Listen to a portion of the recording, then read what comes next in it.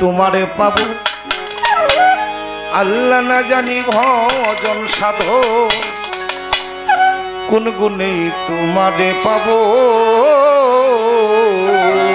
আসরে দাঁড়াইয়া মালি আসরে দাঁড়াইয়া মালি আমারে ভজন আসরে দাঁড়াইয়া মালি তোমার নাম করলাম স্মরণ কোন গুণে তোমারে পাবো না জানি ভজন সাধন কোন গুণে তোমারে পাবো আসরে দাঁড়াইয়া মালি আসরে দাঁড়াইয়া মালি তোমার নাম করি শরণ কোন গুণে তোমারে পাবো জানি না সাধন ভজন কোন গুণে তোমারে পাবো আল্লাহ অনরিত এই সৃষ্টির ধারা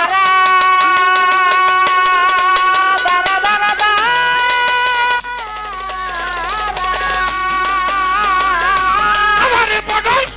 তোমার ইচ্ছাই ভাঙা গলা অনরিত এই সৃষ্টির দ্বারা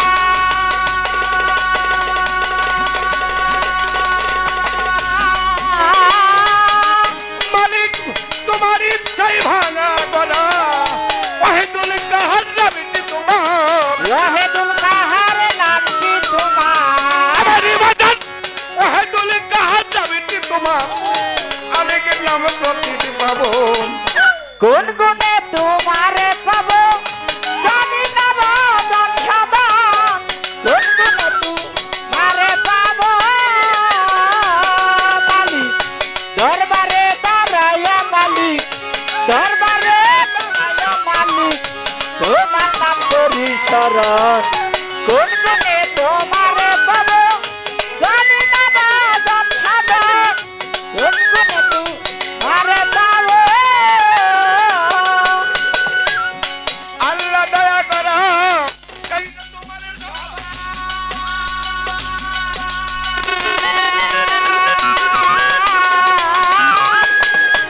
আমারই বাজার আমার তো নাই বাপের অভাব আল্লাহ দয়া করো তোমার সবার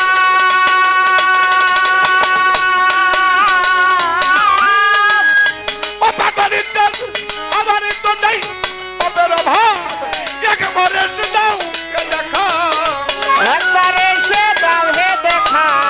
অসুচিত চাও একেবারে কাউকে দেখাতে কিন্তু নাই তুই নয় কোন গুণে তোমারে পাবো জানি না ভজন সাধন কোন গুণে তোমারে পাবো মালিক দরবারে দাঁড়াইয়া মালিক দরবারে দাঁড়াইয়া মালিক তোমার নাম করি শরণ কোন গুণে তোমারে পাবো জানি না ভজন সাধন কোন গুণে তোমারে পাবো রশিদি জানে রে আতো নাকি সেই বইরা ওরে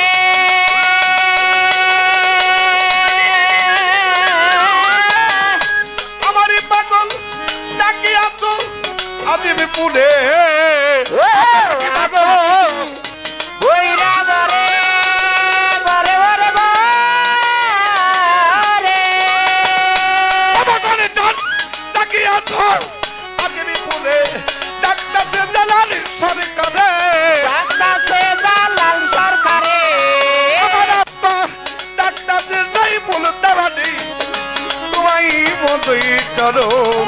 গুন গুনে তোমারে পাবো জানি না ভজন সাধন গুন গুনে তোমারে পাবো মালিক দরবারে দাঁড়াইয়া মালিক দরবারে দাঁড়াইয়া মালিক তোমার নাম করি শরণ কোন গুণে তোমারে পাবো জানি না ভজন সাধন কোন গুণে তোমারে পাবো বন্দি আল্লাহ বন্দি নবী বন্দিলাম ফাতেমা জননী আমার মাওলায়া নীলে চটনে বন্দি দিলে ত্যাগ করিয়া সন্ধি ইমাম দুইবার চরণ বন্দি রোজ হাসরে ধরব পারি বাবা বাগদাদেতে রইবার পীর নোয়াইলা আমার এই শির আজমির বন্দি দয়াল খাজা তুমি বাবা গানের রাজা শাহজালাল শাহপাঠান আমরা তোমার হইয়া সে কান বেলতলি সুলেমান ল্যাংটা ভক্ত করে তরে বরসা আখা উড়াই রই কেল্লাসা তুমি ভক্তের কেবলা কাবা গুলিস্থানে রই গোলাবেশা আমি করি তোর ভরসা জেলখানাই মাক্রসা বাবা তুমি ভক্তের ভক্তি নিবা মিরপুর বাবা শাহয়ালি চাই বাবা তোর চরণ ধুলি কুষ্টিয়াতে রয়লা লনসা ভক্তে করে তরে ভরসা সাটরিয়ায় কালুসা পুরাও ভক্তের মনের আশা বাটুলিয়াই বুচাই পাগলা স্মরণ করি তোমার নামটা খরা চরের পাচু বাবা তুমি ভক্তের কেবলা কাবাই আমি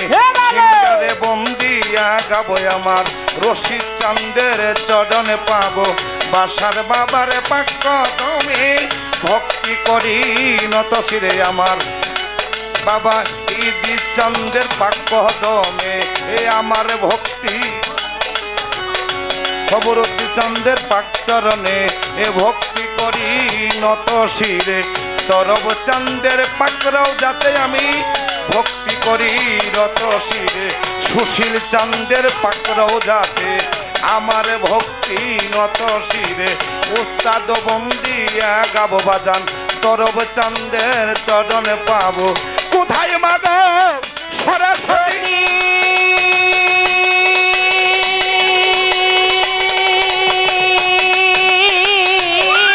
পাগল পানি ঠমুলেই বসতি কোথায় মাগো সরস্বতী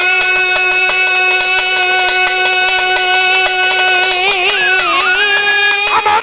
পানি ঠমুলেই বসতি তোমায় আমি ডাকি মাগো তোমায় আমি ডাকি মাগো ডাকি মাগো একবারই দাও না দরস কোন গুণে তু তোমারে পাবো জানি পাবো জন সাধন কোন গুণে তোমারে পাবো মালি দরবারে দাঁড়াইয়া মালি দরবারে দাঁড়াইয়া মালি তোমার নাম করি শরণ কোন গুণে তোমারে পাবো জানি না ভজন সাধন কোন গুণে তোমারে পাবো আমার পরাণ চাঁদের পাকড়াও যাতে ভক্তি করি নত শিরে ময় মুরব্বী আছেন যত বাবা ভক্তি করি হইয়া নত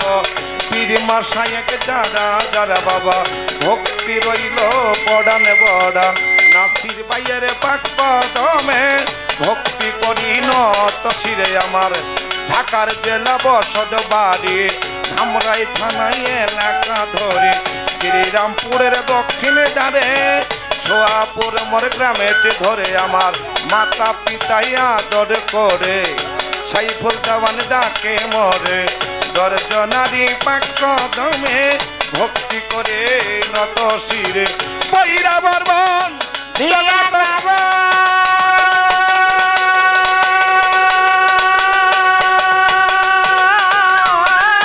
আমার হাসিব বাবার চরণে পাবো পৈরা বর্বন দিয়া যাবো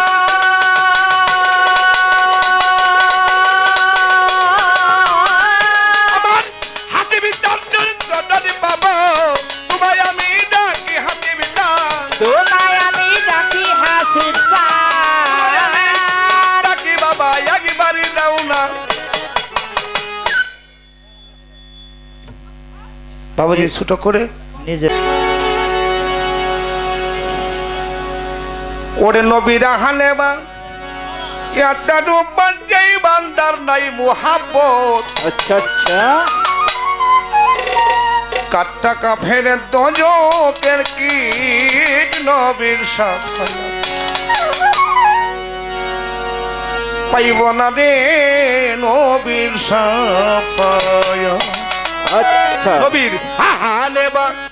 ইয়াটার উপর যেই বান্দার নাই মোহাব্বত আহলে বায়াতের উপর যে বান্দার নাই মোহাব্বত আহলে বা ইয়াটার উপর যেই বান্দার নাই মোহাব্বত কাটটা কাফে দজকের কি নবীর সাফায়া পাইব না নবীর সাফায়া। নবীর হালে ভাই আতর উপর যে বান্দার নাই মোহাব্বত আহলে ভাই আতর উপর যে বান্দার নাই মোহাব্বত কাটকা কাপে দোজকের কীট নবীর সাফায়াত পাইব না নবীর সাফায়াত। ওটাই সারা জীবন নামাজে পড়তে পড়তেই যদি দেহ করে ফানা।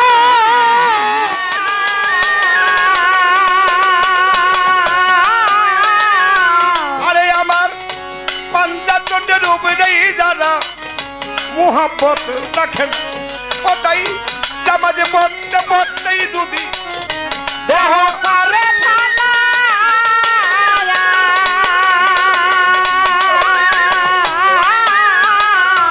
আরে আবার পাঞ্জাতনের উপরেই যারা মোহাব্বত রাখে না বাবা হজ আকাশে যতই করুক সকলেই হবে নরসা। ওরে হাত আকাশে যতই করব সকলে হবে বরবাদ নামাজি রোজা যতই করুক সকলেই হবে নরসা। কাটটা কাফের দুজকের কীট নবীর সাফায়াত পাইব না নবীর সাফায়াত। নবীর হালে ভাই আতর উপর যে বান্দার নাই মোহাব্বত আহলে ভাই আতর উপর যে বান্দার নাই মোহাব্বত কাটকা কাফের দুজকের কীট নবীর সাফায়াত পাইব না নবীর সাফায়াত। বাবাজি প্রত্যেকটা স্টেজে আমি গজলটা বন্দনার পরে গেয়ে থাকি। কেন গাই? ভালো লাগে। আগে দেখতাম বাবা যখন কোনো বাড়িতে মিলাদ মাহফিল হইতো যখন নবীজির মোহাব্বতে দাঁড়িয়ে তারা কিয়াম করতেন দূর থেকে শব্দ শুনলে বোঝা যাইতো যে ওই বাড়িতে মিলাদ মাহফিল হইতেছে। একদম মধুর সুরে হৃদয় ভরে। আর এখন যদি ডাকা হয় মিলাদের জন্য কাউকে ডাকা হয় আসলে পরে কি আলহামদুলিল্লাহ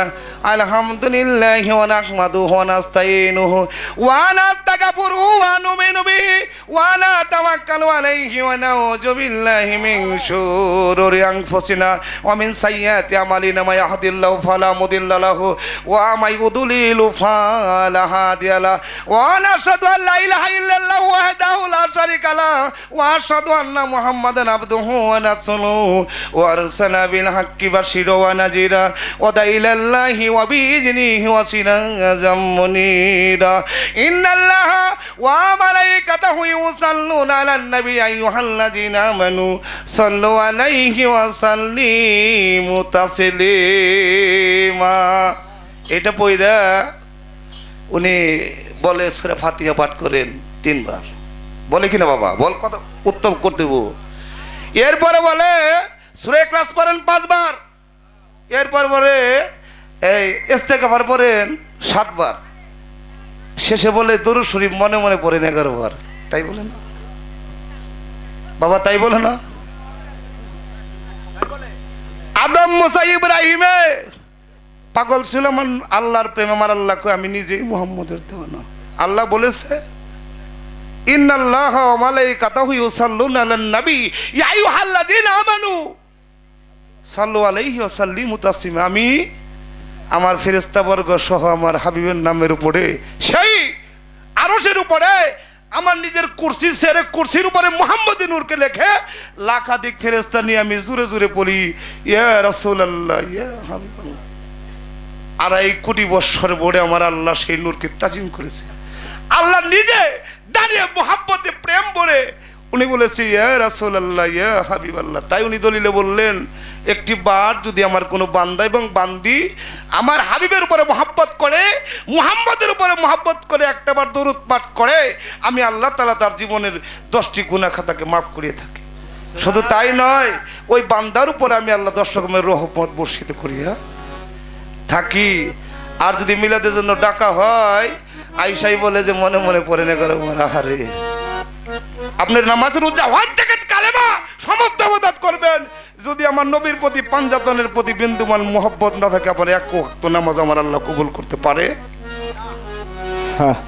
আমি অত বড় ঘটনায় যাব না বাবা।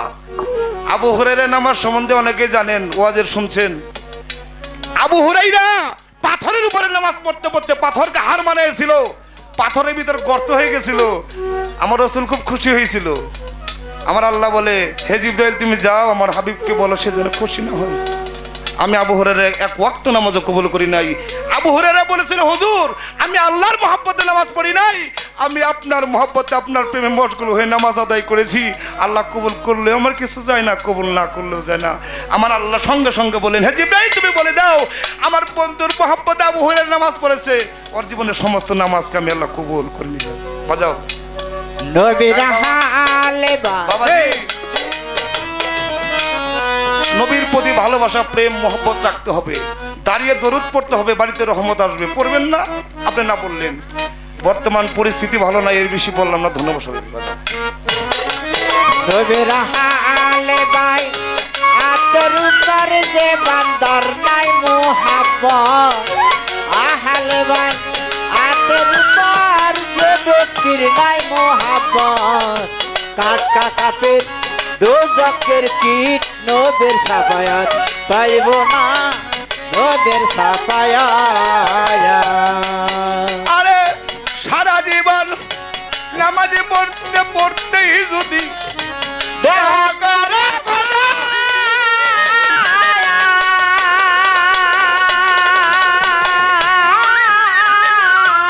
আরে আবার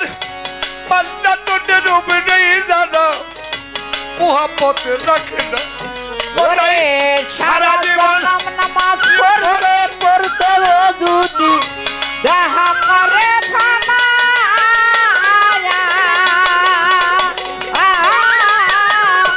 আরে আবার আরে পাঁচটা ডুবে নেই জানা মোহাম্মত রাখে না। বাবা হজ আকাশে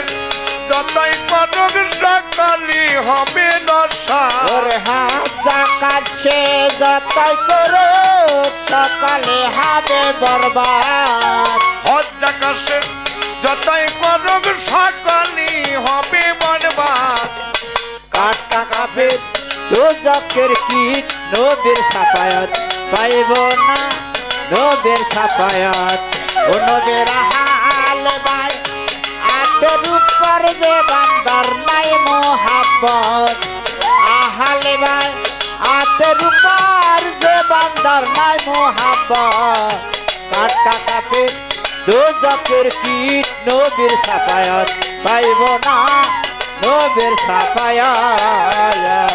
মানে কমে তো মাওলাহু বলেই হাদিস দাই না করো,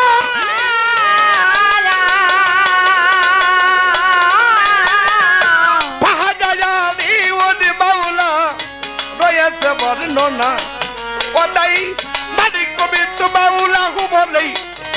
হাদিস দাই দেখো না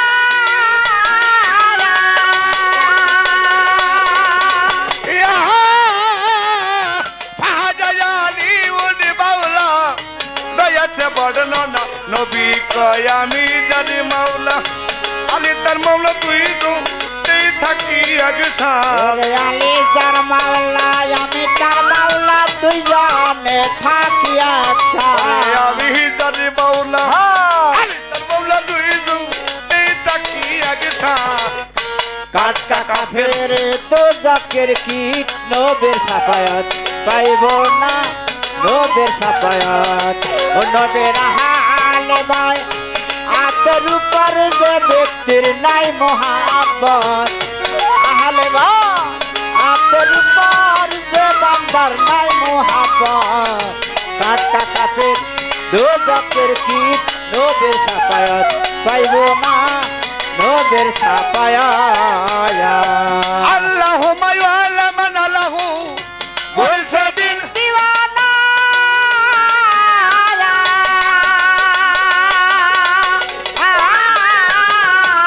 আমার আলীকে বন্ধু বইলা কবুল করেন ওহে রব্বানা তাই আল্লাহুম্মা ইয়া মান আলাহু বলছে দিন দিওয়ানা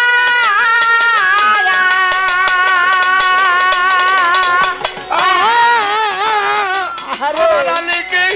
বন্ধু বইলা কবুল করেন ওহে রব্বানা আমার আলীকে যে ভালোবাসে রশিদ কই হইয়াই উম্মার ওরে আলীকে যে ভালোবাসে রশিদ কই হইয়াই উম্মত বাবাজি পীর ফকির পাগল দেখলে পেট মুস্তানি আহে মাথা মুস্তানি আসে কেন আল্লাহ তাআলা বলেছে আমার রাসূল বলেছে আমার আলী বলেছে পীর ফকির পাগল যারা তাদেরকে ভালোবাসার জন্য তাই আলীকে যে ভালোবাসে রশিদ কই হইয়াই উম্মার ওরে আলীকে যে ভালোবাসে রশিদ কই হইয়াই উম্মত মাওলাই আলী ভালোবাসে রশিদ কই হইয়াই উম্মার কাটা কাফের কাফের দুজকের কি নবীর সাফায়াত পাইব না নবীর সাফায়াত নবীর হাল আতর উপর যে বান্দার নাই মোহাব্বত আহালে ভাই আতর উপর যে বান্দার নাই মোহাব্বত কাটা কাফের দুজকের কীট নবীর সাফায়াত পাইব না নবীর সাফায়াত নবীর হালে বা ইয়াতার উপরে মানুষ যেই বান্দার নাই মোহাব্বত হবে কাটা কাফের তজকের কীট নবীর সাফায়াত পাইব না রে নবীর সাফায়াত নবীর হলে বা ইয়াতার উপরে আব্বা যেই বান্দার নাই মোহাব্বত হবে কাটা কাফের তজকের কীট নবীর সাফায়াত পাইব না রে আমার পরাণ সার সাফায়াত আলী মৌলানা গুরু ভক্ত শিষ্যই তো বাজান হইতে পারেন ভক্ত তো অনেক ঊর্ধ্বের বাসিয়ালাকে ভক্ত জনাব অনেক আব্বাস সিদ্দিকী ঊর্ধ্বের সাহেব 100 টাকা দিয়ে শিষ্যের পরিচিত ক্লাস করেছেন। যদি পাস করতে পারি তাইলে সে গুরু পারমিশন দেবে এটা আমার ভক্ত তাই না শিষ্যের ক্লাসই তো এখন তোর ঢুকতে পারি নাই ভক্ত হমু কোন সময় অর্থাৎ আস্তে আস্তে ওই শিষ্যের খাতার থেকে উঠা যাইতে হবে ভক্ত যদি গুরু সেই রকম যোগ্যতা দেখে বা মনে করে যে না এর আমি ভক্তের খাতায় ফালাইলাম তাইলে সে আমাকে ভক্ত হিসেবে মাইনা যদি নেয় তাইলে আমি ভক্ত পালা দিচ্ছেন আপনারা আমি ঠিক মাইনা নিলাম গুরু ভক্ত কিন্তু আমি আমার আজকে যারা আমার দয়ালের রূপে দিছি শুধু সে চিনি স্টেজ হিসাবে আমার গুরু না আমি যাকে রাইখা আসছি যার হাতে হাত রেখে আমার এই প্রাপ্তটাকে পুণ্য লাভ করেছি যার দেহে আমার এই পাপ দেহটাকে তার চরণ ধুলায় মিশে দিছে আমি সেই গুরুর রূপে আজকে তাকে হরি দেখব এবং সেই আসনে সারা রাত্রের জন্য আমি তাকে বসা অর্থাৎ সে আমার গুরু আর একজন গুরুর কাছে কখনো ভক্ত নিজে থেকে হওয়া যায় না যে বাজান আমি ভক্ত অর্থাৎ আপনারা বলে দিয়েছেন আমি ভক্ত সেটা আপনাদের কাছে আর আমার যারা দয়াল হিসাবে আজকে আমারে বানাইয়ে দিছেন যাকে বসাইছেন আমার দয়াল আমি তার কাছে শিষ্য অর্থাৎ আমার শ্রেণী মতো যারা আছে যারা এখন আহলে বায়াত পাক পাঞ্জতনের হপরে হাত না রাখছে বায়াত গ্রহণ না করছে এই আমার ওসিলা দিয়েই তাদের ওই পথে চলার জন্য মন বাধ্য হবে। অর্থাৎ সেখান থেকে গান রাখবো যদি আমার গুরু মনে করে আসলে আমি ভক্ত হতে পেরেছি, তখন আমি ভক্ত। আপনারা বলে দিচ্ছেন, আমি মেনে নিছি, কিন্তু আমার গুরু আমাকে ভক্ত মানলে তখন। অর্থাৎ আমি শিষ্যের থেকে গান গাই, এক স্টেজ গাওয়ার পর যদি আমার গুরু মনে করে আমি আজকে ভক্ত, তাহলে আমি পালন করতে পারি। নাকি কোন বাজার? আপনারা যদি অনুমতি দেন তাহলে গাইবো। হ্যালো,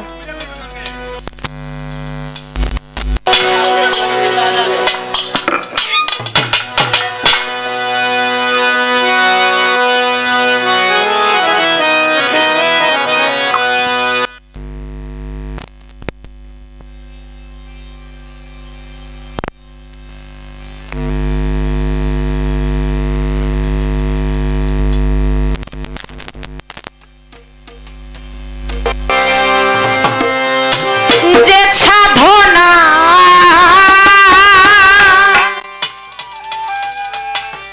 শিষ্যের মুক্তির যেই সাধনা, আচ্ছা আচ্ছা, শিষ্যের মুক্তি সেই সাধনা করনা। তুমি আমার সে মানেরি জান। অর্থাৎ আমি নিজেকে শিষ্য বলেই পরিচয় দিলাম। আগে আমার রাস্তা দেখতে হবে। কামিল পীরের উসিলায় আমরা যতগুলা শিল্পী আছি, যদি আমরা পীর মাসিকের বাড়িতে যাই, একজন গুরু পাই, আর ওই সময় একটা শিল্পীর চান্স থাকে, সে ভক্ত হোক আর শিষ্য হোক, তারা দইরা বাইন্দা আইটা কিছু নেওয়া যায় কিনা। দয়ালের দরবারে সে কোনো শিষ্য জানি খালি হাতে না যায়, এটা আমার দেয়া কথা না। আমি যেহেতু গুরু পেয়েছি, শিষ্যর থেকে জানতে জানতে আমি শেষ মুহূর্তে জানি যেতে পারি, আপনাদের অনুযায়ী জানি আমি ভক্ত হতে পারি।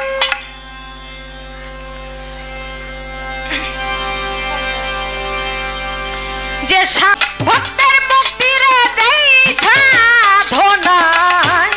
শিষ্যের মুক্তি সেই সাধনা করনা। তুমি আমার সে মানেরি জান, দয়াল গো তুমি আমার সে মানেরি জান। যে সাধনা শিষ্যের মুক্তি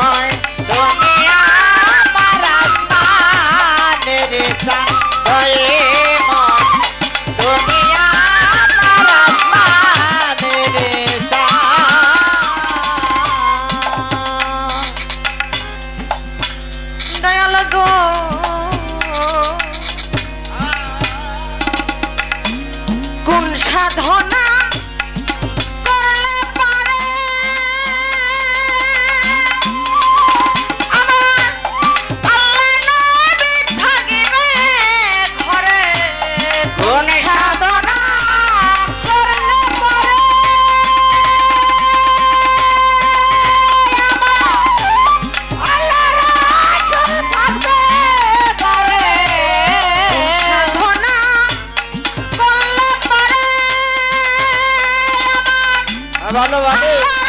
চুলত থাকিবে ঘরে তুমিও থাকিবে সামনে তুমি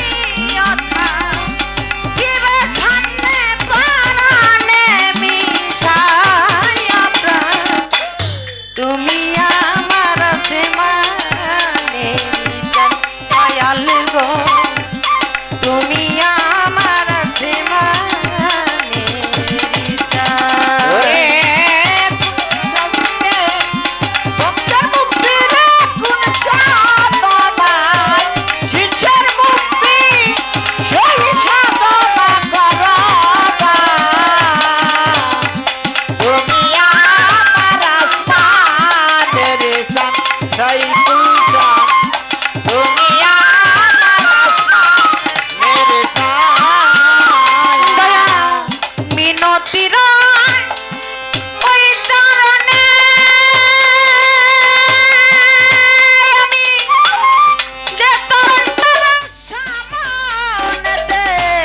মিনতি ওই চরণে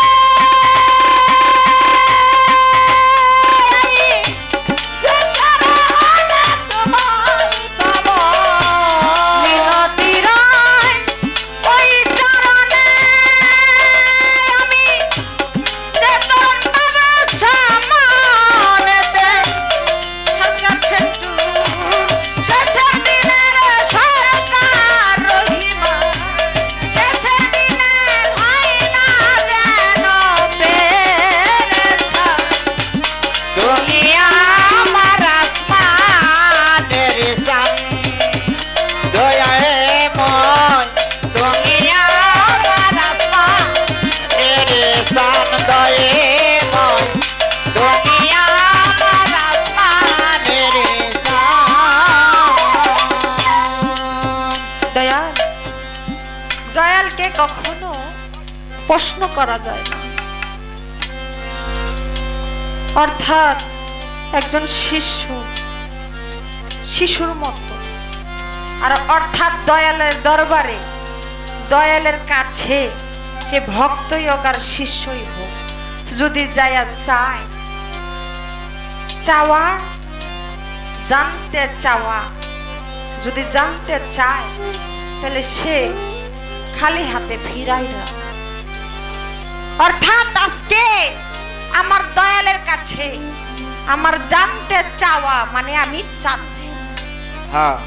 আমি চাচ্ছি জানতে চাচ্ছি দয়াল এই যে আল্লাহ নবীর কথা রাখতে আমি বায়াত হইছি তোমার হাতে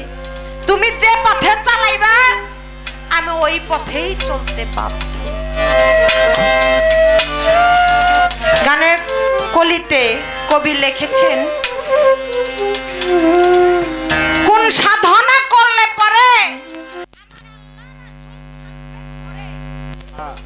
তার সাথে তুমিও থাকবে তার সাথে তুমিও থাকবে এমন কি সাধনা আছে যে এক সাধনায় আমি তিনজন একত্র ভাবে পাবো সাধনাটা কি মন্ত্রটা কি যদি বলেন তাহলে আমরা যারা শিষ্য ভক্ত যারাই আছি এরা শুধু শিষ্যর ক্ষেত্রে না যারা ভক্তের ক্ষেত্রেও আছি তারাও আমরা কিছু পাবো কি এমন সাধনা যা করলে পরেই তিনজন ব্যক্তিকে একত্র ভাবে আমার এই হৃদ মন্দিরে পাবো অর্থাৎ সেই সাধনাটা আমাকে শিখিয়ে দিবেন এটা আপনার কাছে আমার চাওয়া প্রশ্ন না করে কোন সাধনায় শিষ্যের মুক্তি কোন সাধনায় শিষ্যের মুক্তি সেই সাধনা করা তুমি আমার আসমানের সঙ্গে তুমি আমার আসমানের ছায়া দয়াল গো কোন সাধনা করলে পরে আল্লাহর চলত থাকিবে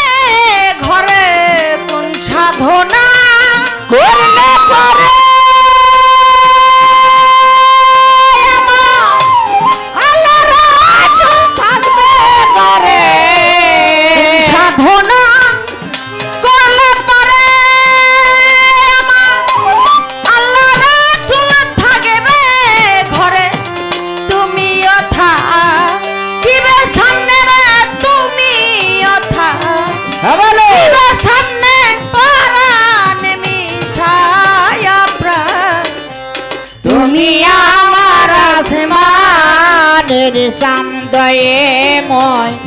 তুমি আমার আসমানের চাঁদ দয়েময় তুমি আমার আসমানের চাঁদ যে সাধনায় ভক্তের মুক্তির যেই সাধনা শিষ্যের মুক্তি সেই সাধনা করদা তুমি আমার আসমানের চাঁদ দয়াল গো তুমি আমার আসমানের চাঁদ দয়াল গো তুমি আমার আসমানের চাঁদ দয়াল গো তুমি আমার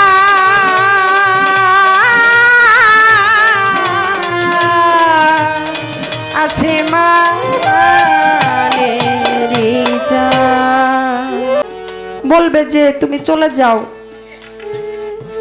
সে সারা রাত্রি বসে থাকতে বাধ্য যতক্ষণ পর্যন্ত অনুমতি না দিবে তার মুখ পেনে চেয়ে থাকে কখন আমার দয়াল তার চরণ ভিক্ষা দিবে দয়া ভিক্ষা দিবে আমি সেই দয়ার ভিক্ষারি তাই সেখান থেকে একটি গান রাখবো হ্যাঁ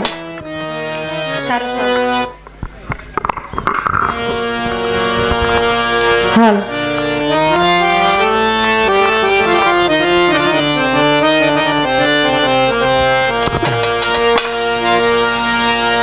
ভিখারি হয়েছে হাজি আমার দয়াল চন্তর দরবারে ভিখারি হয়েছে হাজি পরাণ চন্তর দরবারে দয়ার ভিখারি আমি আচ্ছা আচ্ছা দয়া ভিক্ষা দাও মোরে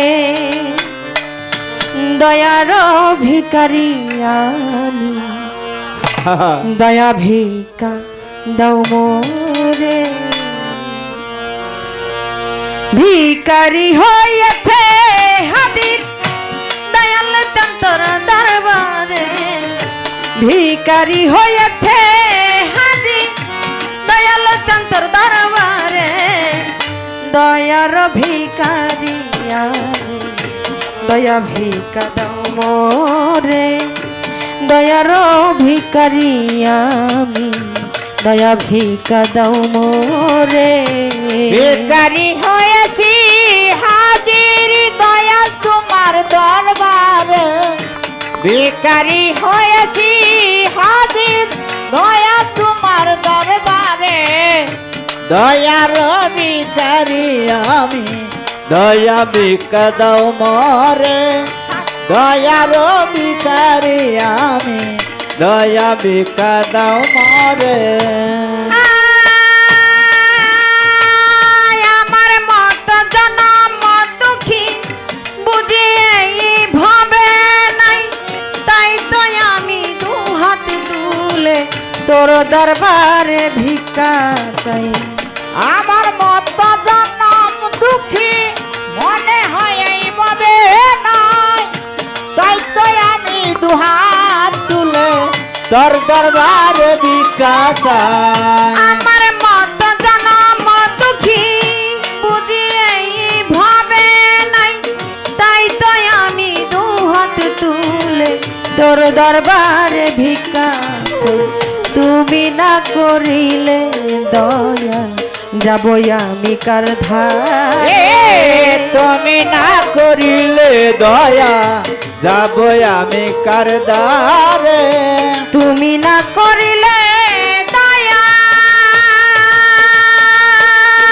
দয়া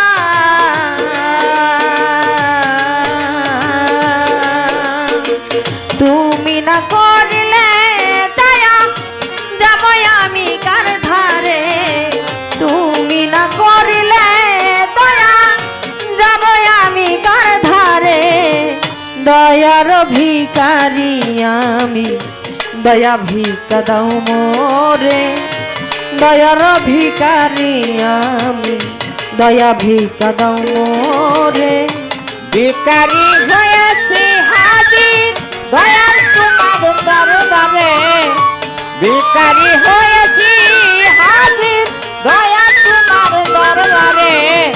দয়ার ভিখারি আমি দয়া ভিক্ষা দাও মরে দয়ার ভিখারি আমি দয়া ভিক্ষা দাও মরে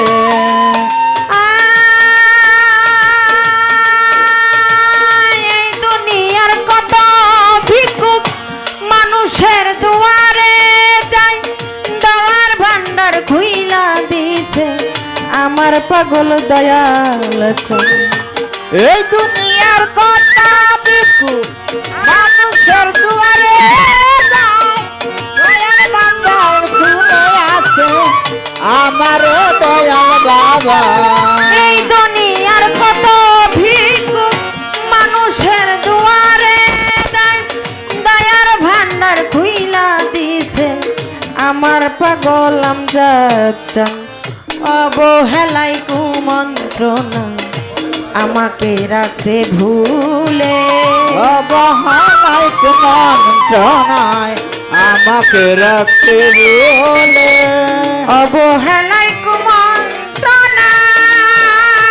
কুমন্ত্রণায় দয়া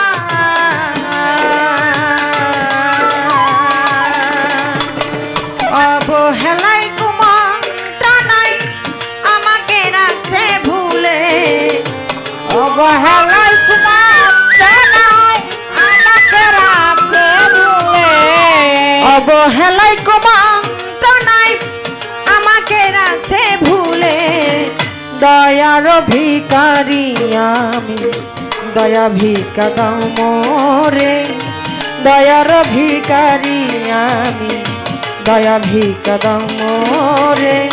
ভিখারি হয়েছি হাজির দয়াল তোমার দরবারে ভিখারি হয়েছি হাজির দয়াল তোমার দরবারে দয়ার ভিখারি আমি দয়া ভিক্ষা দাও মারে দয়ার ভিখারি আমি দয়া ভিক্ষা দাও মারে আমার মত জনম দুঃখী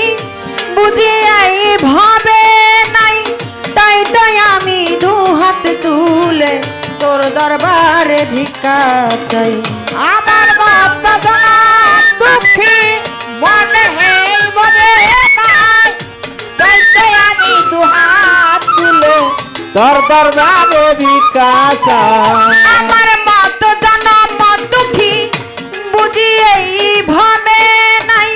তাই তাই আমি দুহাত তুলে তোর দরবারে ভিক্ষা চাই তুমি না করিলে দয়া যাবো আমি কার ধারে তুমি না করিলে দয়া যাব আমি কার দ্বারে তুমি না করিলে দয়া পরাণে বাবা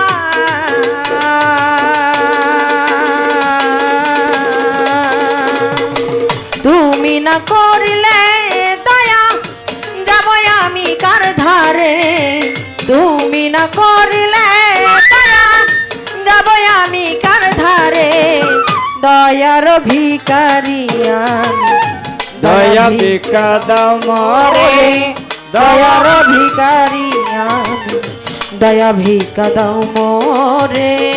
ভিখারি হয়েছি হাজির দয়াল তোমার দরবারে ভিখারি হয়েছি হাজির দয়াল তোমার দরবারে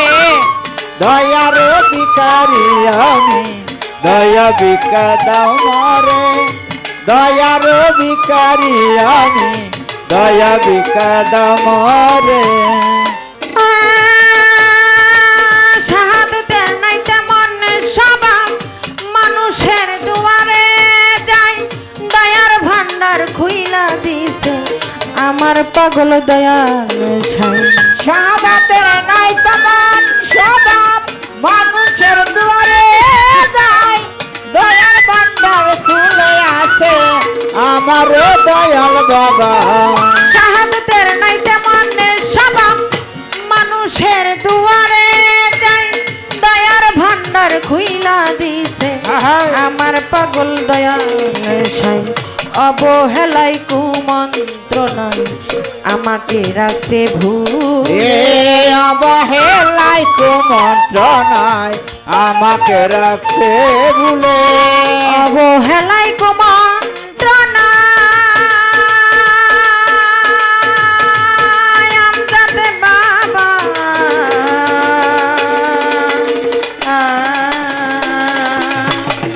অবহেলাই কুমন্ত্রণায়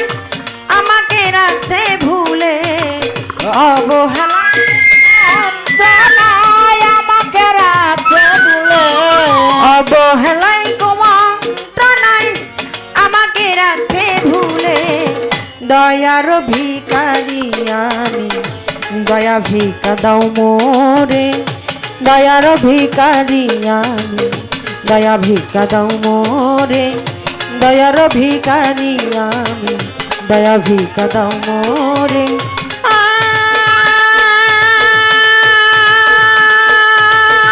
দয়াল বাবা পরাণ বাবা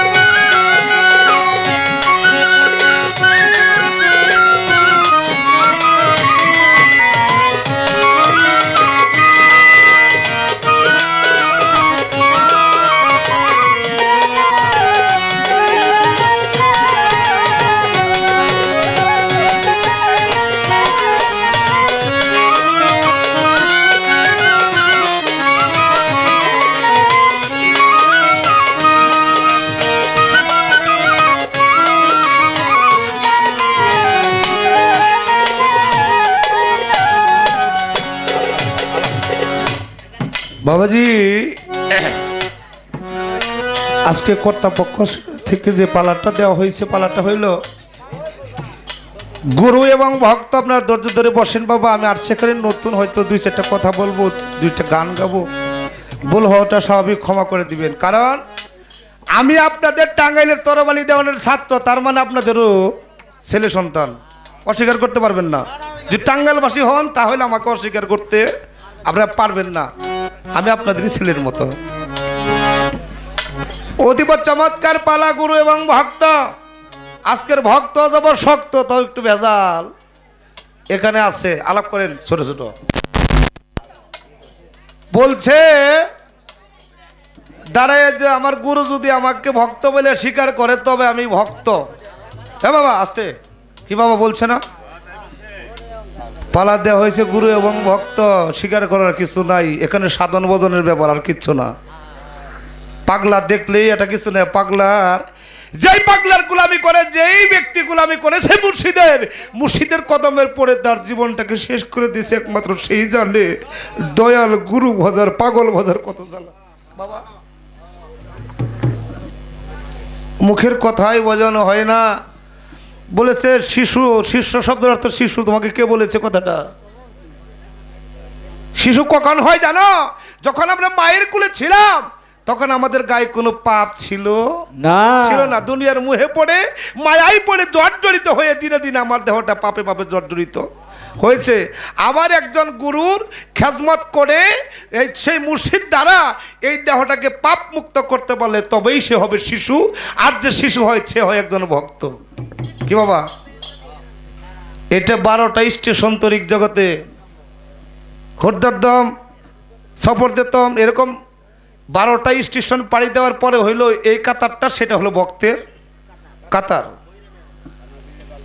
ভক্ত হইল গুরুর অবর্তমানে ভক্তই গুরু, যিনি মুর্শিদ চাওয়ার আগে বুঝতে পারে যে মুর্শিদের এই বস্তুটা লাগবে। হ্যাঁ, এখানে বলছে কোন সাধনা করলে আল্লাহ রাসূল আমার ঘরের মধ্যে থাকবে, আমার মুর্শিদ আমার সম্মুখে থাকবে। বাবা পালাগান করব কি করব বুঝি না। আমাদের প্রত্যেকটা শিল্পীর দায়িত্ব তারা যেন কোরআন হাদিস সঠিক সুন্দর করে পড়ে শিখে বুঝে তারপরে মানুষের মধ্যে ইসলামের যে কথাগুলো সেগুলো প্রচার করে। কারণ একজন শিল্পীও সে হলো ধর্ম প্রচারক, কি বাবা ঠিক কিনা? যেমনি করে এখানে যারা বিএনপির নেতাবর্গ আসছিলেন দলকে বড় করার জন্যে, ওনারা দানের শীষ প্রতীকে ভোট চেয়েছেন, তাই না? আর আমরা যারা তরিকাপন্থী মানুষ, আমাদের প্রত্যেকটা মানুষের দায়িত্ব আমাদের তরিকাটা যেন বড় হয়, আমরা যেন আহলে বায়তের দিকে মানুষকে ধাবিত করতে পারি, এইটাই কর্ম। অনেক মৌলবী মৌলানা অনেকেই বলে যে মুরিদ হওয়ার কোনো দরকার নাই, এরকম বলে না বাবা, ওয়াজে বলে না? দেখেন ওনারা না বলতেছে, এখানে আমার আল্লাহর হাবিবকে বলেন। মাদ্রাসার মধ্যে সর্বপ্রথম যে হাদিসটি পড়ানো হয় তার নাম হইল মেসকাত শরীফ। এই মেসকাতুল মাসে হাবির জিল্লে সানির 128 পৃষ্ঠার মধ্যে হযরত ওমর ইবনুল খাত্তাব রাদিয়াল্লাহু তাআলা আনহু হতে বর্ণিত একটি হাদিস, ওয়ামান মাতা আলাইসা ফি আনহি মাইতা ফি জাহিলিয়াত, কোনো মানুষ যদি বায়াত ব্যতীত মুরিদ ব্যতীত মারা যায় তার মরণটা হবে জাহিলিয়াতের মরণ। এটা কি বাবা আমি বলি না, রাসূল বলে? তাহলে যারা বলে মুরিদ হওয়ার দরকার নাই তারা ভুল বলল, কিন্তু আমার রসুল সঠিক কথাটা বলেছে। তাদের কথাটা কখনো সঠিক হইতে পারে না? আপনার মুরিদ হবেন আপনার যেখানে ভালো লাগে, যার কাছে ভালো লাগে, দ্বীনের শিক্ষা ইসলাম শিক্ষা করার জন্য আপনি যার কাছে আপনার ভালো লাগে সেখানে মুরিদ হয়ে তারপরে আপনি ধর্ম কায়েম করবেন। বাবাজি সিরিয়াল ছাড়া গান হলে ভেজাল, আগে একটা গান রাখি তারপরে ওনার প্রশ্নের দিকে যাবো। ধন্যবাদ সবাইকে বাবা, ধন্যবাদ।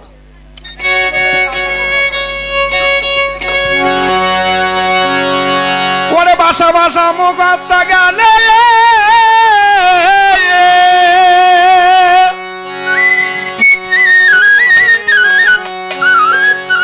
আরে ভক্ত ভাষা ভাষা মুখত গানেই ভজন সাধন হবে রে কানে, বস্তুনিষ্ঠ বাস্তবের দরকারি জগতে, বস্তুনিষ্ঠ মুর্শিদের দরকার পাগল মনামা, ভজন সাধন কঠিন এক ব্যাপার, ভক্ত ভজন সাধন কঠিন এক ব্যাপার, পাগল মনামার ভজন সাধন কঠিন এক ব্যাপার। ওরে বাসা বাসা মুখস্থ জ্ঞানে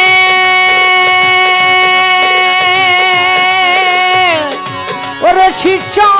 বাসা বাসা মুখস্থ জ্ঞানে সাধন বাদন হবে কেনে, বাস্তবনিষ্ঠ বৈষ্ণবের দরকার আমার শিষ্যর, সাধন ভজন কঠিন এক ব্যাপার দয়াল, সাধন ভজন কঠিন এক ব্যাপার বাদি মন আমার, সাধন ভজন কঠিন এক ব্যাপার। বাবাজি আমরা মুখে গল্প করি, আমরা খুব মুর্শিদ ভোজি গুরু ভোজি। এখানে বাংলার বাউল সম্রাট সাধক ঋষি সরকার লিখলেন, ভাষা ভাষা ওই মুখস্থ কথায় কখনো গুরু ভজন হবে না, ইহা কঠিন এক ব্যাপার। মাওলানা জালালউদ্দিন রুমি রহমাতুল্লাহ আলাইহি বলেছেন, হে মানুষ তোমাদের যদি পৃথিবীতে দেখার কোনো স্বাদ জাগে যে আমরা কোনো বস্তুকে তাকিয়ে তাকিয়ে দেখব, যারা গুরু ধরে তার জন্য তাকায় তাকায় তার মুর্শিদের রূপটাকে দর্শন করে। বাবা কেন? যে যেমনি করে তাজা গাছ থেকে মরা পাতাগুলো ঝরে ঝরে পড়ে যায়, একজন ভক্ত যখন তার মুর্শিদের রূপের দিকে তাকায় তাকে তার দেহের গুণাগুলো ঝরে ঝরে পড়ে। বাসা বাসা মুখস্থ জ্ঞানে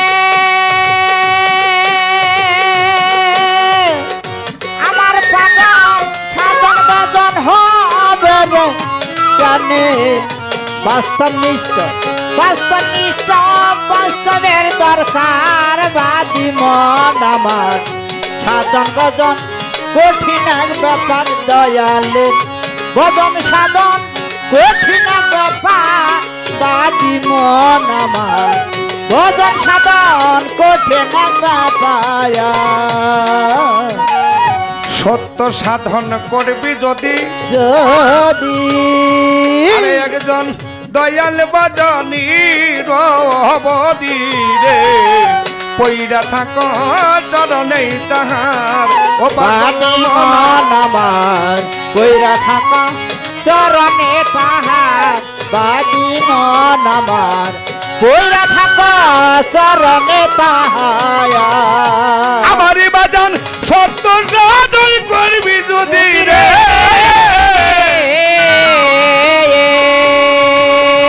আরে একজন দয়াল বাজানি রবদি রে পইরা থাক চরণে তাহার ও বাদি বাজান মন আমার কইরা থাকা চরণে তাহার বাদি মন আমার কইরা থাকা চরণে তাহার আরে সাজে রহমতের দারে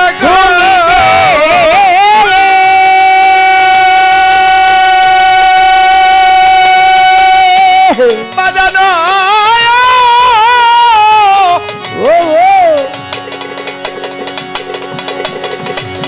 পরার সারে রহমতের দারে কলিবি তিন সাগরের বারে নিবি রহমতের দ্বার খুলিবে তোমায় তিন সাগরের পারে নিবে রহমতের দারে কলিবে তিন সাগরের বারে নিবে শুদ্ধ একটা গোসল করাইবারে তোমারে শুদ্ধ একটা কুশল করাইবার বাদি মন আমার ভজন সাধন কঠিন এক ব্যাপার দয়ালের সাধন ভজন কঠিন এক ব্যাপার বাদি মন আমার ভজন সাধন কঠিন এক ব্যাপার অল বাংলাদেশের সুরের সম্রাট আবার ওস্তাদ তরবলি দেওয়ান একটি জীবনের ভিত্তিতে বলছে বাবা কি আরে ও তোর মানবের জন্ম ব্যথাই গেল রে ও তো দিন গেল পুরাইয়া রে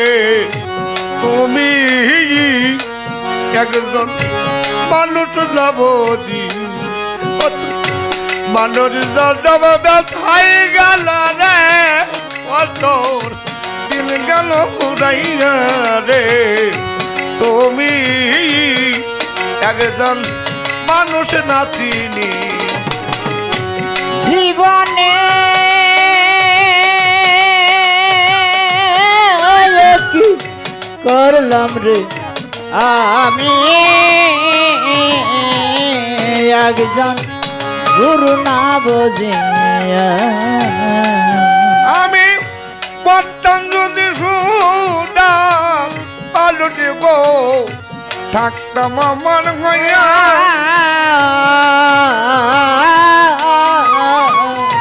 মালেকুল বউতে যাইত রে আমারে দাদি মুখ দিয়া রে আমি একজন গুরু না চিনিয়া বাবাজি আমার মানব জনম ব্যথাই গেল রে একজন মুর্শিদ বস্তার যদি সোনার মানুষ থাকতাম আমার হইয়া সেই মানুষকে ভজভক্ত সহজ নয় ভজন সাধন কঠিন লাগে ব্যাপার পাগল। ভাষা ভাষা মুখ কষ্ট জ্ঞানে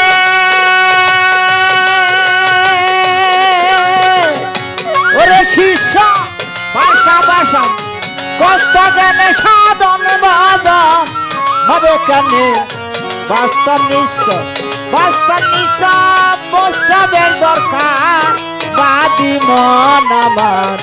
ভজন সাধন কঠিন এক ব্যাপার দয়ালের ভজন সাধন কঠিন এক ব্যাপার বাদি মন আমার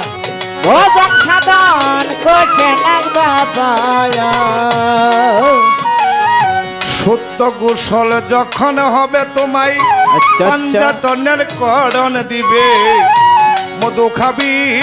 বৈশাবে সুমার ওই আমার মন মন আমার মধু খাইবা বৈশাখে সুমার বাদি মন আমার মধু খাইবা বৈশাখে সুমার ওই মধু করিলে বক্ষ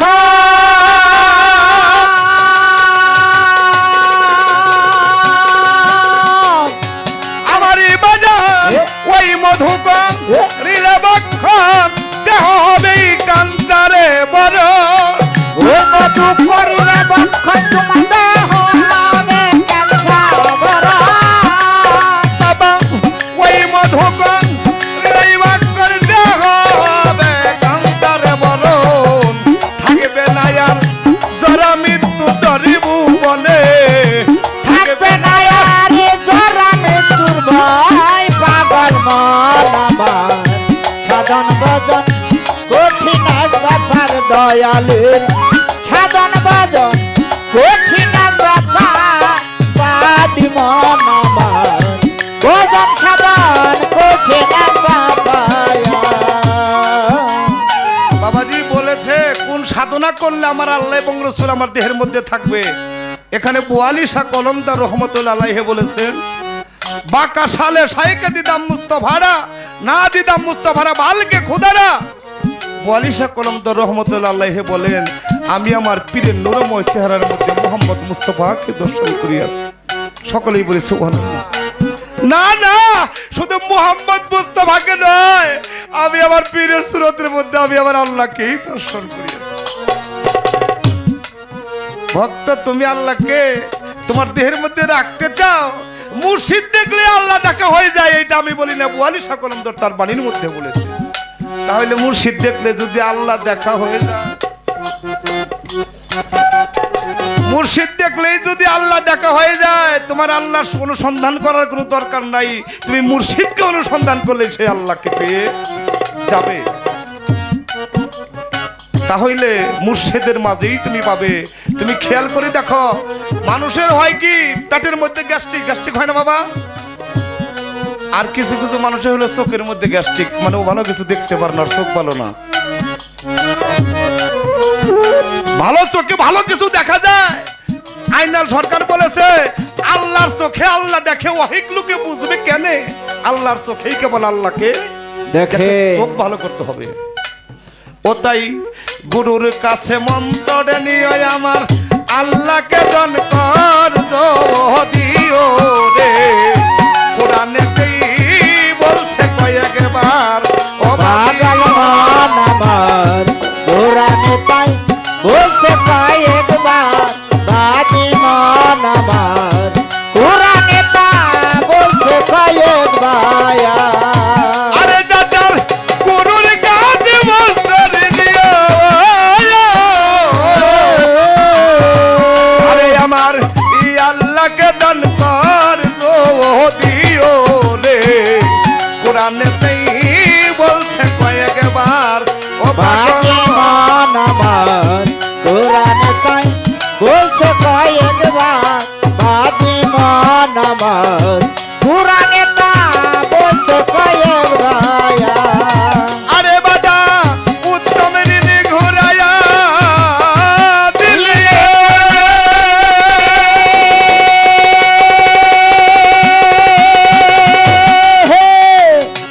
আরে দেহে উত্তম ঋণ ঘুরাইয়া দিলেই কেনের বাতি উঠিবে রে জ্বলে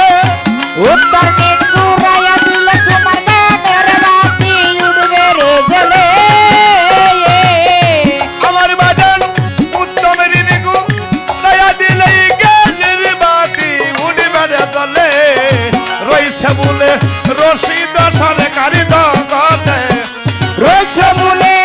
রশিদ সরকার বাতি মন আমার সাধন ভজন কঠিন ব্যাপার দয়ালের ভজন সাধন কঠিন ব্যাপার বাতি মন আমার ভজন সাধন কঠিন ব্যাপার বাবাজি তুমি আল্লাহকে দেহের মধ্যে রাখতে হইলে তোমার দেহটাকে মান আরাফা করতে হবে, অর্থাৎ এই তোমার দেহের মধ্যে বামি স্তরের দুয়াঙ্গে নিচে হলো এর ফানি আয়না, সে আয়নার মধ্যে মুর্শিদের ছবি বসাইতে হবে। যদি মুর্শিদের ছবি বসে তাহলে সেখানে আল্লাহ আসবে, মুর্শিদ না বসলে কখনো আল্লাহ আসতে পারে না। তোমার জব এ পর্যন্তই রাখলাম। বাবাজি দুটি কথা বলবো, বেদবি নিন। আমার বাড়িটা হইলো এরকমই গ্রাম অঞ্চলের মধ্যে আমার বাড়ি। আমি আপনি যখন মায়ের গর্ভে ছিলাম, একজন মাই বলতে পারে যে একজন সন্তান গর্ভে ধারণ করা কতটা কষ্ট। 1 কেজি ওজন বাবা যদি 1 ঘন্টা হাতে রাখার বলা হয়, কেউ রাখতে পারবে? 10 মাস 10 দিন আমার মতো আপনার মতো একজন মানুষ, পূর্ণাঙ্গ মানুষ, আমার মা গর্ভে ধারণ করে হেঁটেছে, চলেছে, কাজ করেছে, কোনো সমস্যা হয়? আমি যখন মায়ের গর্ভে ছিলাম আমার বয়সটা ছিল তখন মাত্র 7 মাস। যারা মা তারা ভালো জানে, যখন 7 মাস বয়স একটা গর্ভের হয়, গর্ভের সন্তানটা সেই গর্ভের ভিতর লড়াচড়া করে না মা? লড়াচড়া করে না? মা বুঝতে পারে যে আমার ছেলে হাত লাগতেছে, পা লাগতেছে, বুঝলেন বাবাজি? আমার রসুল পাক বলেছে, সমস্ত দুনিয়ার দুঃখ কষ্ট ব্যথা বেদনা যদি এক পালায় দেওয়া হয়, আর মায়ের প্রসবের যন্ত্রণার যদি এক পালায় দেওয়া হয়, ওই পালাটাই আরে একটা মানুষকে 54% আঘাত করলে সে মৃত্যুবরণ করে। একজন মা যখন সন্তান প্রসব করতে যায় তাকে 52% আঘাত সহ্য করতে হয়। বাবা পৃথিবীতে আসছি কুলে নাফসিন জায়গাতুল মাউত, চলে যাব। দেখেন একটু খেয়াল করেন, অনেক মা আরে আমার মতো আপনার মতো সন্তান আনতে গিয়ে মা মরে যায়, মারা যায় না বাবা? অনেক মা মরাও যায়। আগে এরকম ঘন ঘন টিউবওয়েল ছিল না, মোটর ছিল না, ছিল কি কূপ ছিল, আর ছিল ইন্দোরা বলা হয় যাকে, তাই না বাবা? মায়েরা বালতি দিয়ে আর রশি দিয়ে ওই কূপ থেকে ইন্দোরা থেকে পানি উঠাইতো। তো আমার মা মাটির কলস কাঙ্কি নিয়ে এই পাড়া হইতে ওই পাড়া পানি আনার জন্য চলে যায়। যখন কূপ থেকে পানি উঠাবে রশি দিয়ে বালতি দিয়ে, এমন সময় পেটটা দেখবেন বাবা ওয়ালের সাথে চাপ লাগে একটু উঠাইতে গেলে, ভার জিনিস উঠাইতে গেলে। যখন পেটের মধ্যে চাপ লেগেছে, আমি মায়ের গর্ভের মধ্যে নড়া দিয়ে উঠেছি, আমার গায়ে আঘাত লেগেছে বাবা। মা পানি ভরে বাড়ির দিকে রওনা করে চলে আসলো। অর্ধেকটা রাস্তা এসেছে মনে হয়, এমন সময় আমি আমার মায়ের কলিজার মধ্যে আঘাত করেছি। বাবা দেখেন, আমি যখন মায়ের গর্ভে গেলাম, আপনি যখন মায়ের গর্ভ গেলেন, মায়ের হায়াজ নেফাজ বন্ধ হয়ে গেল। মা যা খাইতো, যে রক্ত শৈলে উৎপন্ন হইতো, আমি আপনি সেই মায়ের রক্ত খেয়ে আমার দেহটাকে হৃষ্টপুষ্ট। যখন আমি মায়ের কলিজার মধ্যে লাথি মেরে দিয়েছি, আমার মা 2 নয়নের জলে তার বক্ষটা ভিজে যায়। এখন যদি একটা মশাই বাবা কামড় মারে সাথে সাথে মেরে ফেলি, ব্যথায় বাঁচি না। একটা মানুষের যদি কলিজার মধ্যে আঘাত করা হয় ভাই, কেমন লাগতে পারে? কেউ যদি মাকে জিজ্ঞাসা করে তুমি কান্না করো কেন, মায়েরা দেখবেন লোকায় বলে না এমনি চোখে মশা পড়ছে, এরকম বলে না বাবাজি? যখন দেখতে দেখতে 10 মাস 10 দিন কথা হয়ে গেল, আমি পৃথিবীর মধ্যে আসবো, আগমন করব, আমার মায়ের প্রসবের যন্ত্রণা আরম্ভ হয়ে গেছে। মায়েরা সবচাইতে ভালো জানে বাবা, কোনো মানুষের প্রসবের যন্ত্রণা 24 ঘন্টা আগে ওঠে, কারো 2 দিন আগে 3 দিন আগে ওঠে না মা? এরকম কোনো মাকে যদি বলা হয় কেমন লাগে? পৃথিবীর সমস্ত সর্প যদি একত্রিত করে তাকে দংশন করা হয়, সেই বিষের যত যন্ত্রণা হবে, মায়ের প্রসবের জ্বালার যত যন্ত্রণা আমার মা সহ্য করতে পারে না।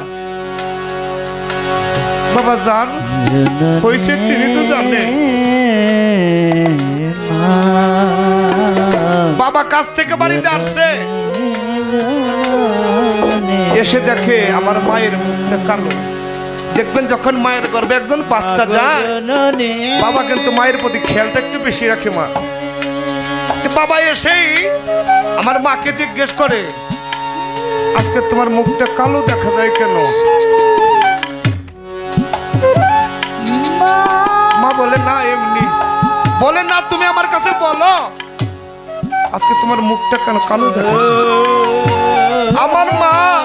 আমার বাবার গলাটা চাপড়ে ধরে বলে, আমার বলে আমি আর বাঁচবো না গো। আমার কলিজার টুকরা বুকের মালিককে দুনিয়াতে আনতে গিয়ে বলে, আমার আর পৃথিবীর মুখটা দেখা হবে।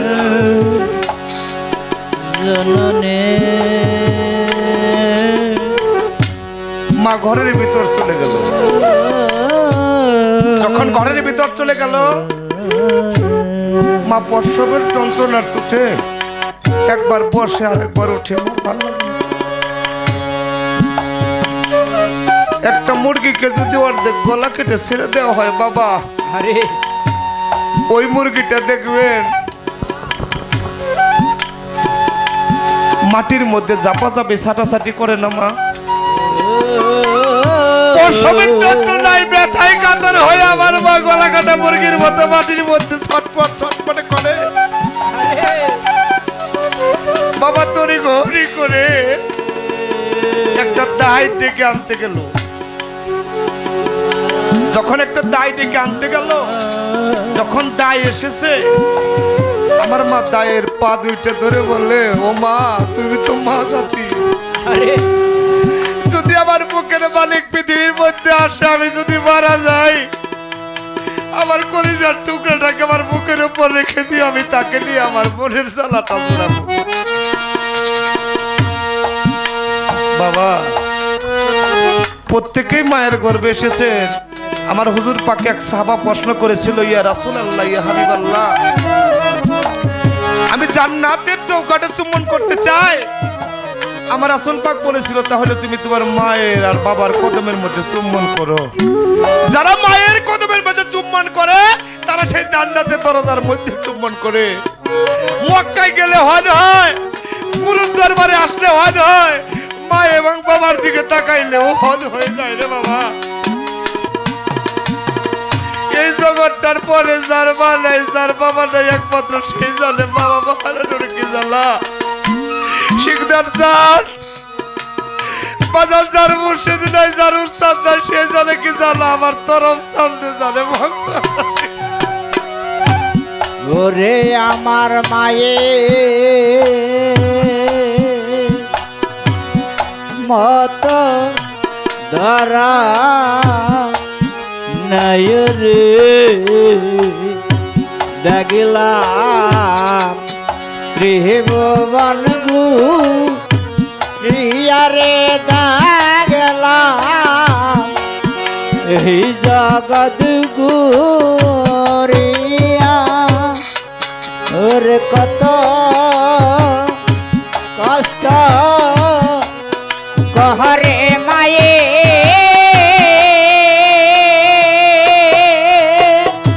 ও জননী সন্তান গর্ভে দরে রে, ওর কত কষ্ট কহরে মায়ে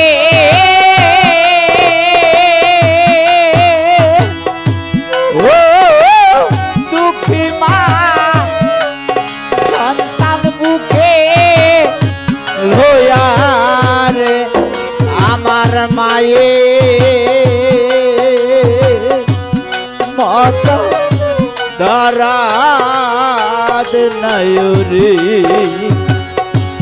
ওরে আমার মায়ে মত দরাদ নয়রে। 10 মাস 10 দিন মায়ে গর্ভে দিছে খাইও দুঃখী মা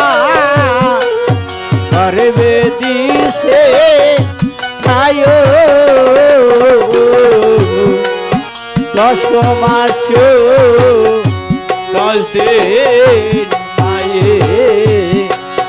গর্ভে দিছে খাই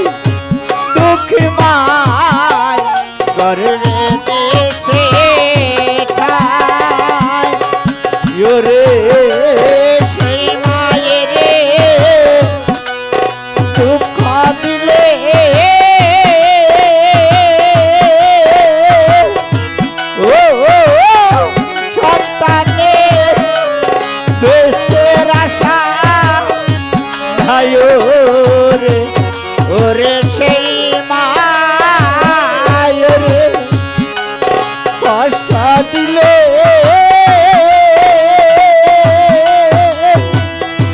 ও জগতে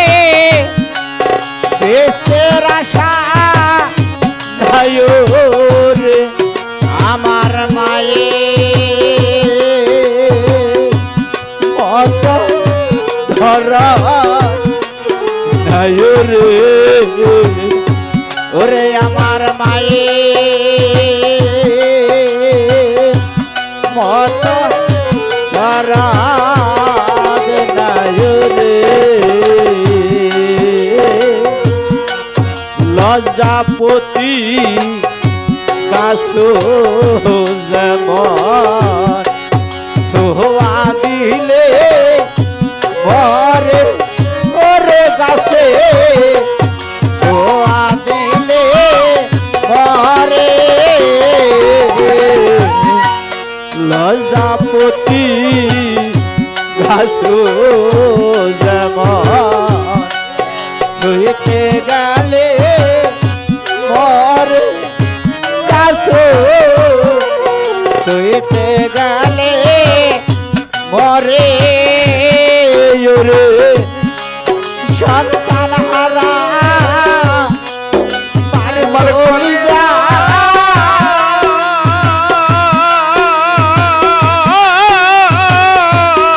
আরে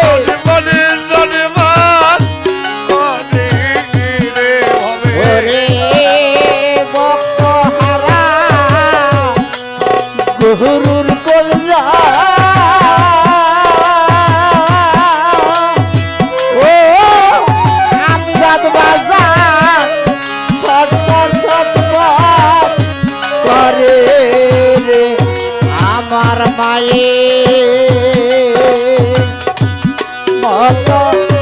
ধরাত নাই রে ওরে আমার মায়ে মত ধরাত বাবাজি কবি গজল লিখেছে এই রাস্তাতে কত লোক যায় আর সুবিরত ও পরাণ শাহ আমি জিজ্ঞাসা করি তো ভাই না দেখি এই জগতে গান গাই কত দেশে ঘুরি ভাই আমার ভাইয়ের মতো আপন মানুষ আর কাউকে দেখি না ওই মুখটার জন্য তাকায় থাকি মনে করি ওই রাস্তাতে আমার ভাই বাবার বাচ্চা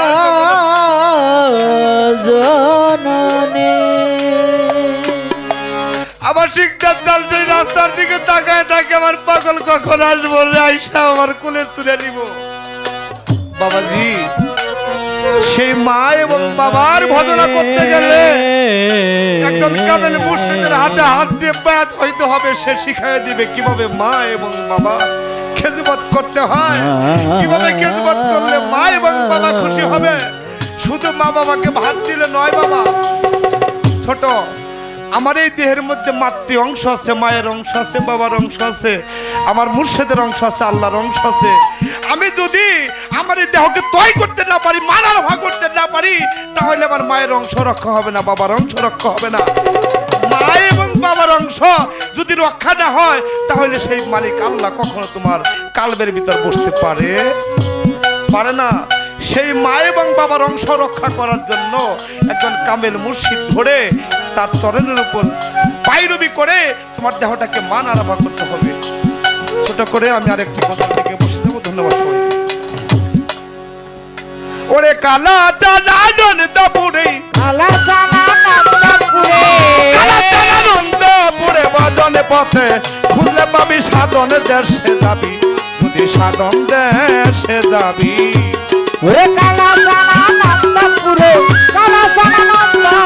ভজন পথে গেলে পাবি সাধন দেশে যাবি রে শিষ্য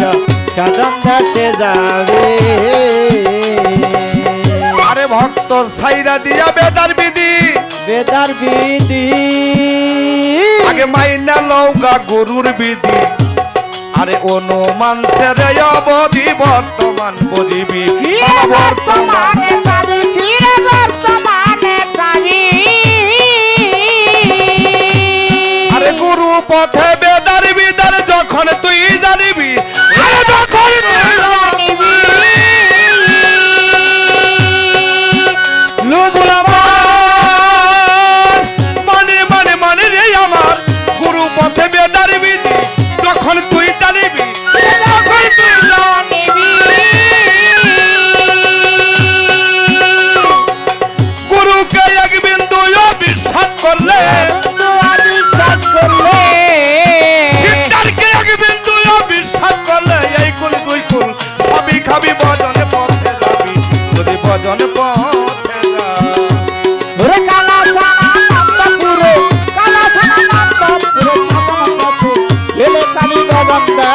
যাবে রে ভক্ত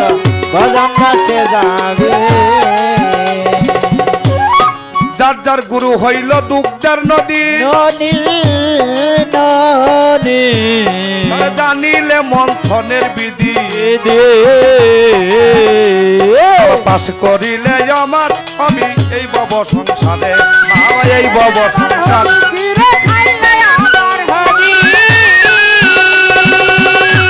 আরে গুরু হইল দুঃখের নদী এইভাবে জানিলে মন্থনের বিধি আরে পাশ সুধা খাইলে আমার হবি এই বব সংসারে এই বাবা সংসারে ফিরে এই বাবা সংসারে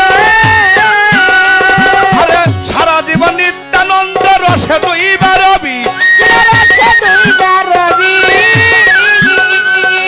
আরে গুরুর মনের মতো বচন হইলে মনের মতো বদন হলে আমার বচন মনের মতো বচন হইলে মনের মতো বচন হইলে ভগবানে মর থেকে পাবি সাধন দাস যাবে রে ভক্ত সাধন দাসে যা ওরে কামনা ছাড়া নন্দারে পুরো কামনা ছাড়া নন্দ পুরো মদন কবে বুঝলে পাবি সাধন দাসে যাবে সমাজ ভাই সাধন দাসে যাবে ভক্ত কিসে তোমার স্বর্গ আর নরক নরক নরক ওরে গুরু হয় নরক নিবারো ও তাই হংসের মত কইরার বরণ নির্ভুয়া নির্ভয়া কির খাবি ভক্ত নির্ভয়া কির খাবি আরে ভজন কিসে তোমার স্বর্গ আর নরক পাগল হয় নরক নিবারণ হংসের মত কইরার বরণ তুই নির্ভুয়া নির্ভয়া কির খাবি কিরে নির্ভয়া কির খাবি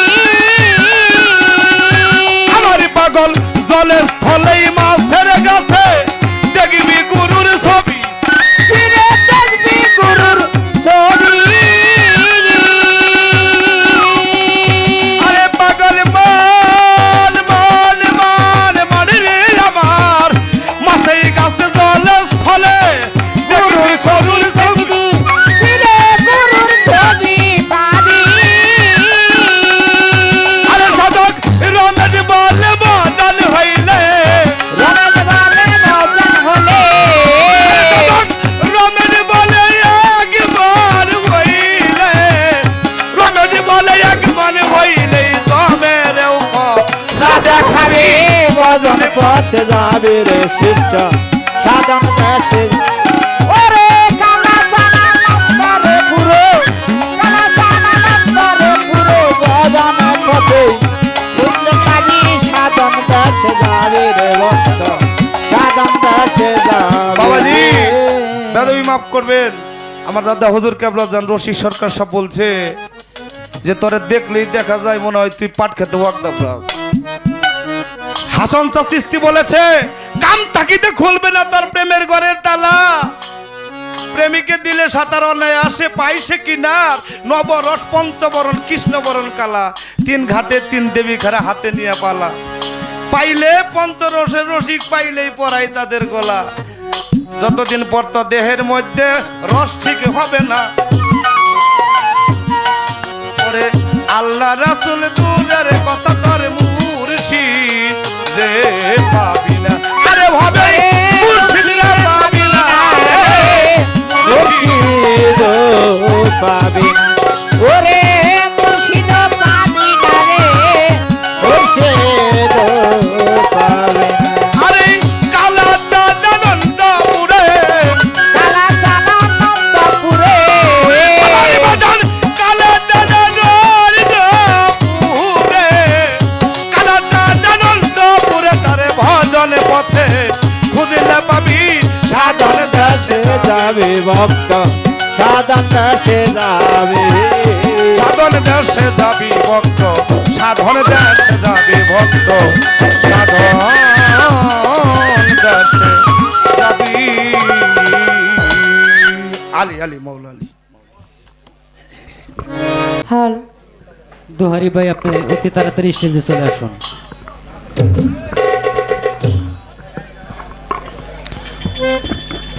হ্যালো, যাই হোক, অনেক সুন্দর করে আমার গুরু, আমার দয়াল আজকে যা দিয়েছে অফুরন্ত ভান্ডার, সেটা প্রমাণ করে দিয়েছে। বিশেষ করে দয়ালের উপর দিয়ে তো কোনো কথা কওয়া যায় না। আবার কথা না কইল যে বাড়িওয়ালা গানটা দিছে কিছু পাওয়ার জন্য দিছে, আর একজন শিষ্য যদি কথা না কয় সেখানে পাওয়ার কিছু থাকে না। গানের ভিতরে বইলা গেছে ভাষা ভাষা মুখস্থ গান, ভাষা ভাষা মুখস্থ গান। বাজান রে, আমি কেন, আমার বাপেরও ক্ষমতা নাই। আমার বাপে যদি পীর মুর্শিদ হইতো তাইলে তার মাজার হইতো। অর্থাৎ যারা এই কালামগুলা লেখে, এই কালামগুলা পড়ার পর আমরা কি করি, যার যার কামেল পীরের বাড়িতে যাই। বাজান এটার উত্তরটা কি, এটার পরেরটা কি, বা এই কামটা করলে কি হয়, বা এটা কিভাবে করব, সেখান থেকেই তো প্রশ্ন উদয় হয়, বা জানা শোনা শিক্ষা ওইখান থেকেই নেওয়া যায়। একটা বই ছাড়া একটা ছাড়েও পড়াইতে পারবো না, একটা ছাত্রী সেও পড়তে পারবো না। পারবো বাজান? পারবো না। তো অর্থাৎ ভাষা ভাষা মুখস্থ গান যদিও গাই, আসলে আমাদের এটা মুখস্থ গান কবিরা লেখা গেছে, সাধক যারা তারা লেখা গেছে, কালামগুলা রাইখা গেছে, আমরা আসলে এটা জানি না। গুরু ভজন, গুরু ভজন, গুরু পথে চলা, গুরু কাম করা, কর্ম করা, এটা আমরা জানি না। আর জানি না বিধায় বাবা মার সাথে অশ্লীল আচরণ করি। আর তখন বাবা মা যেয়ে একজন মাস্টার অর্থাৎ গুরুর হাতে হাত দিয়ে বায়াত গ্রহণ করায়, জানি তার ছেলে এবং মেয়ে সঠিক পথে চলতে পারে। তাই কি না বাজান, নাকি? তো অর্থাৎ সেখান থেকে এলে জানতেই যে তারপরেও যে ভিতরে যে 6টা রিপু আছে, এই রিপুগুলো আমাকে খবর আছে ঠিক থাকতে দেয় না। যাকে একটা গান গাই, কবি বলেছেন, গুরু যদি হয় বেশ্যানন্দন তবে ভক্তের কাছে সে পতিত পবন। যদি এটাই হয়, আমার গুরু যত যাই বলুক, সে তো আমার দয়াল, আমার গুরু, সে বিনে আমার উদ্ধার নাই, এহকালও নাই পরকালেও নাই। অর্থাৎ তাকে সামনে রেখে যা বলবার, তাকে সামনে রেখে জানার জন্য বলবো, শিক্ষা নেওয়ার জন্য বলবো। আমাকে একটা বই ধরা দেওয়া হয়েছে, স্কুলে গেলে প্রাইমারি স্কুলের বই দেয়, গানের জগতে আসলে তত্ত্বের বই দেয়। অর্থাৎ স্টেজে আসলে তত্ত্ব বই নামক দেখেই আমাদের এই কথাগুলো বলতে হয়। সেখান থেকে অবশ্য আবারও আমি জানবো, আমার গুরুবিও জানি বেদবি মনে না করে, উনি আমাকে পড়া দিবে, আমি ওইভাবেই পড়ব। হ্যাঁ,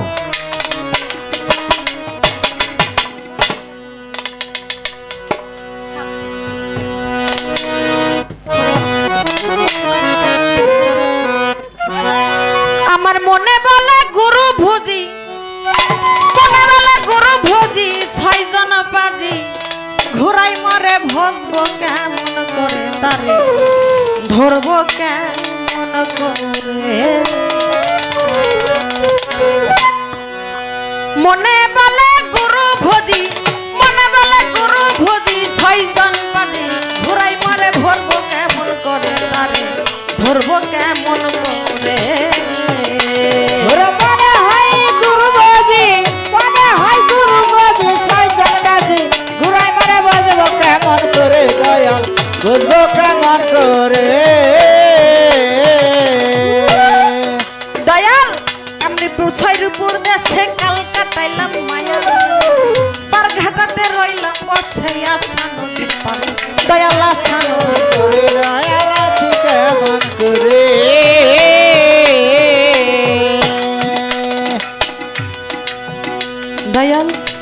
মিরপুর সুরইপুর দেশে কাল কাটাইলাম মায়ার রসে পারগাটাতে রইলাম বসে আশা নদীর পারে দয়াল আশা নদীর পারে দয়ালাসি কেমনে পারে আশায় আমার এদিন গেল ঘুরমি পাকে পরে দয়াল ঘুরমি পাকে পরে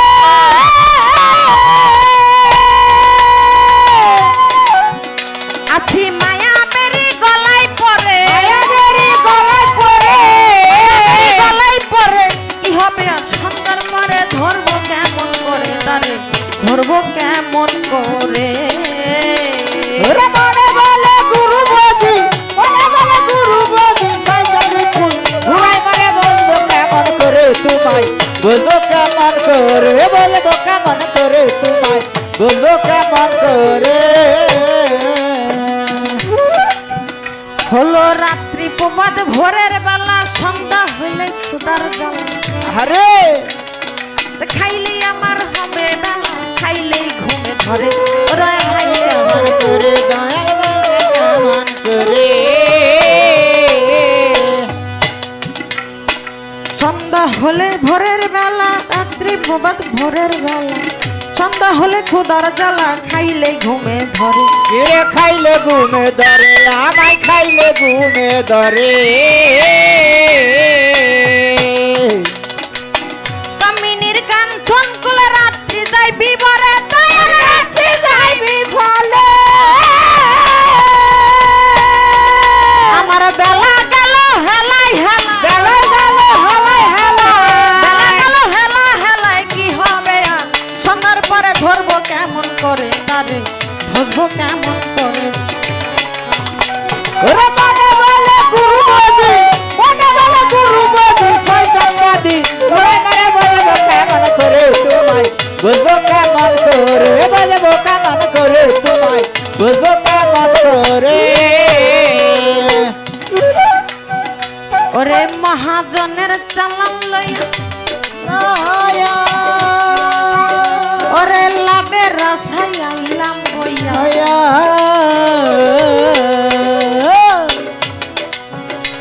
এখানে বলেছে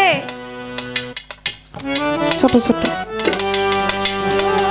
এই যে আমার মানব তরি মানব দেহ দয়াল রে লাস্টে একটা কালাম বলেছেন গুরুকে যাহা দিবে মন থেকে তাহাই গুরু কবুল করে নিবে তার থেকে বেশি দেওয়ার চেষ্টা করবে আমি মনে করি একজন ভক্ত একজন শিষ্য যখন পীরের বাড়িতে যায় মনে করে কিভাবে তারে ভজন করলে আমার গুরুর মন না পাওয়া যাবে তারে আমি আর 5টা ভাইয়ের থেকে কেমনে বেশি করব তো অর্থাৎ আমার মতন যারা শিষ্য আছে আমরা মনে করি বেশি করুম ওর থেকে বেশি করুম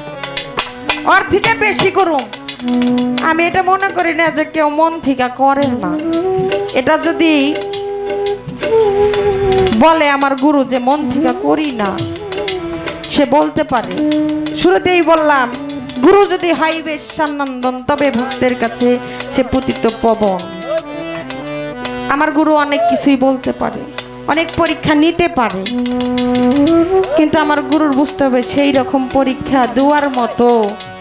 সাধ্য যোগ্যতা আমার হইছে কিনা তাই না বাজান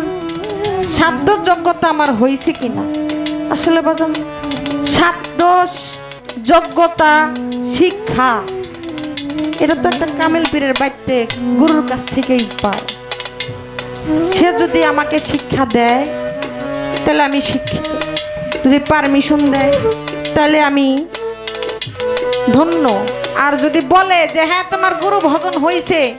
এর উপরে তো কোনো কথাই নেই আর যদি বলে যে না হয় নাই তাহলে কিভাবে হবে আমার ভিতরে তো রিপু আছে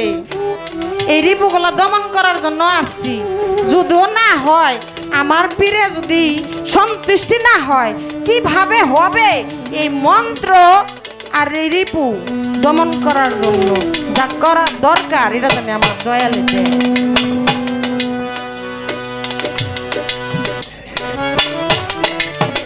হলো রাত্রি প্রবাদ ভোরের বেলা ধরাই জ্বালা ওরে সন্ধ্যা হলে ক্ষুদার জ্বালা খাইলে ঘুমে ধরে ওরে খাইলে ঘুমে ধরে কি রে খাইলে ঘুমে ধরে কামিনীর কাঞ্চন কুলে রাত্রি যাই ভিবরে রাত্রি যাই ভিবলে আমার বেলা গেল হেলাই হেলাই বেলা গেল হেলাই বেলা গেল হেলাই হেলাই কি হবে আর সন্ধ্যার পরে ধরবো কেমন করে দাঁড়াই ধরবো কেমন করে ধরবো কেমন করে তোমায় ধরবো কেমন করে ওরে মনে বলে গুরু বদি মনে বলে গুরু বদি সাইজানিপু ঘুরাই করে বলবো কেমন করে তোমায় বলবো কেমন করে বলবো কেমন করে তোমায় বলবো কেমন করে ওরে মহাজনের চালান লইয়া লাভের আশাই আইলাম ভাইয়া ওরে নারায়ণগঞ্জের তরি লইয়া ত্রিবেণী তিন ফুলে দয়া দিবে নিষেধ করে কেড়ে দিবে নিষেধ করে ওরে ছিল তরি রাতে ভরা ছিল তরি রাতে ভরা তরি যাই ভিবরে তরি যাই ভিবরে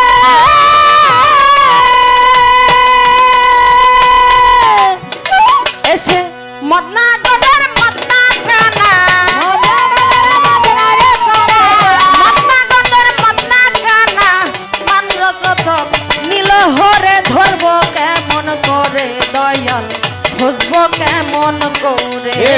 বলবো কেমন করে তোমায় বলবো কেমন করে আমার মনে বলে গুরু বদি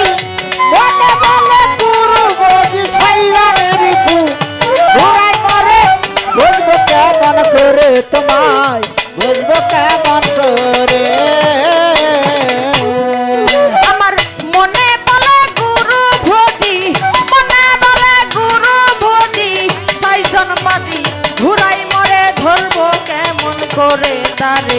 খুঁজবো কেমন করে ধরবো কেমন করে তারে খুঁজবো কেমন করে ধরবো কেমন করে তারে দয়াল ভুলবো কেমন